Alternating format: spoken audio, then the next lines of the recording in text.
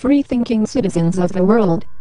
Many people think they understand anonymous, but, as an amorphous, octant entity, anonymous is, if we might understate ourselves, fractitious at best, and anything but unanimous. Individuals within anonymous believe many, often contradictory, things, even within that same individual. Such is humanity. It may then seem odd to try to characterize or explain anonymous at all. Among this buzzing hive of thoughts, ideas, and dreams, the only common characteristics that one might perceive are only the ideas that hold the most traction among humans at large. Many people will follow certain battle standards in the fight for greater justice. The battle standard that Anonymous follows is the freedom of information.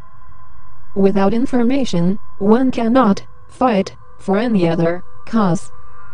Children will remain abused if their plight remains unknown. Nations will wage wars against their own people if cloaked in secrecy. Crimes will go unpunished, victims will go uncomforted, and walls will remain undefended. As Thomas Jefferson put it, information is the currency of democracy.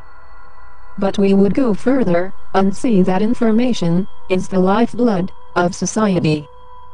Humanity, as a great mass of people, is constantly transmitting and receiving a treasure trove of information, sights and sounds, tastes and textures, and so on. As humanity has pushed the boundaries of technology, we realize now that this act of sharing information acts as a kind of collective processing. Fashions, conventional wisdom, and even the scientific method itself are all the product, not of a single genius, but of countless humans laboring together. As beautiful as the collective dreaming of mankind may be, there are nevertheless those who wish to stifle the free exchange of information. The reasons for this are numerous.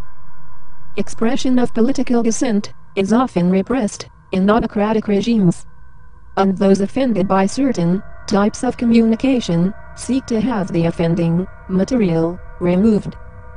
Instead, we affirm, in the strongest possible sense, that the solution to bad speech is more speech, not less.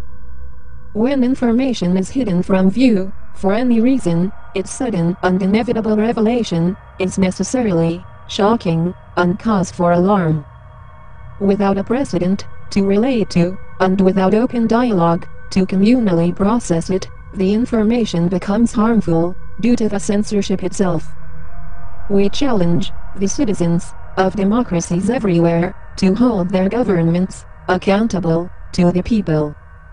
Insofar as the public is aware of what is being done in their name, then we leave it to the institutions of law and the ballot box to decide what is best for these nations.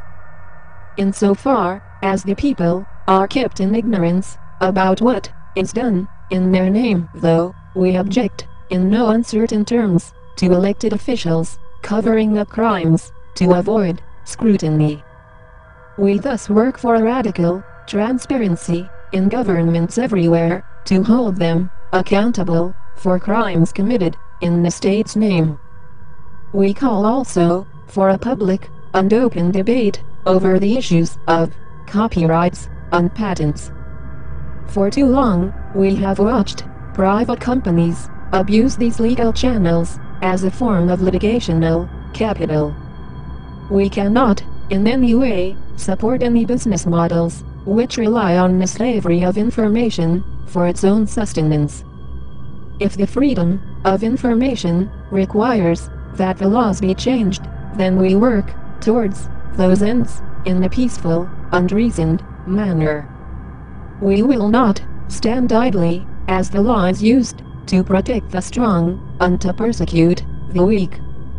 We understand that money is required to promote the arts and sciences, but we cannot allow the law to be used to enforce an empire of tyranny, harassment, and abuse.